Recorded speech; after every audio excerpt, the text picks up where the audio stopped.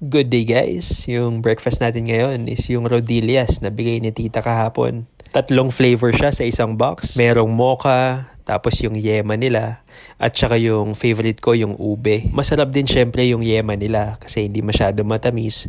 Kaya lang ako since gusto ko talaga matamis, ayun, yung ube ang pinaka nagustuhan ko. Tid natin yung mga bata sa school. Morning duty natin to araw-araw. Pagbalik ko nga sa bahay, ayan, si Missy nakaabang na sa bakod, parang gusto yatang tumalon. Maglinis tayo ng sasakyan kasi may affiliate tayong car coating. Parang car wax lang din ito na sinasabi nila na may self-cleaning nano coating technology. Parang kang nagpa-ceramic coating na 15 to 20,000 ang presyo. Samantalang itong automotive coating na to, 119 pesos lang. So ayan, naglagay tayo ng tape. Itong nasa left side, pinahiran ko ng automotive coating na to. Tapos ayan, naglagay tayo ng drops of water dyan sa part na nilagyan natin ng coating. Tapos ito naman yung sa right side, yung wala pang pahid. So ayan, kita naman na mas dumudulas yung water dun sa part na may coating. At ito yung part na walang coating. Kung makikita nyo, nagstay lang yung water dyan sa paint niya.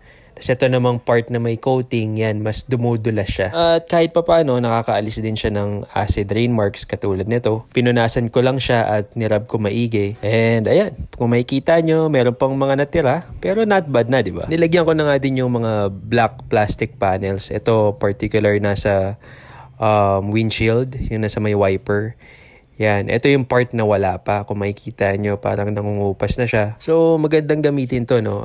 Every after car wash nyo, ayan, pahiran nyo lang. Tapos, ang maganda pa doon, 500 ml yan, 119 pesos lang. And dyan yung Shopee link sa may description at comment section kung sakaling gusto nyo umorder. Sunduin natin yung kids sa school. Scouting nga dapat sila ngayon, pero since wala pa silang uniform, white t-shirt na muna. So may nagpagawa sa ating sample today, large na sport shirt. Since large ang size ko, sinukat ko na din kung talagang kasya siya. And let's hope, sana ma-approve. And ayan, biyahe muna kami papuntang Pampanga. Umuulan buong gabi and tignan natin kung anong lagay ng ating car coating. Hindi siya masyado mukhang basa kasi nagsaslide lang yung mga water droplets. Okay din pala sa ulan tong car cover natin, oh. Kahit maulan buong gabi, ayan, medyo tuyo pa rin siya. 999 pesos lang yan guys, pang MPV at SUV yung size niya. Lagay ko yung link dyan sa description at available yan sa Shopee. Actually from 5:30 AM nakapila na kami dito sa may Tandang Sora.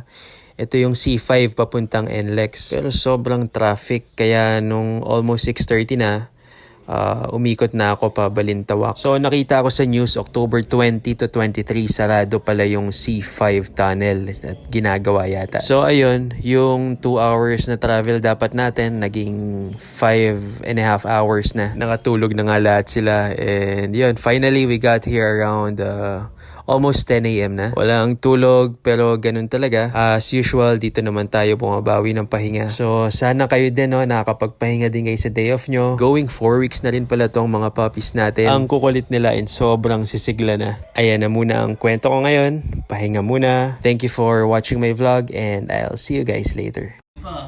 Ay, oo. Minsan, kikita mo, naghihilahan ng bibig.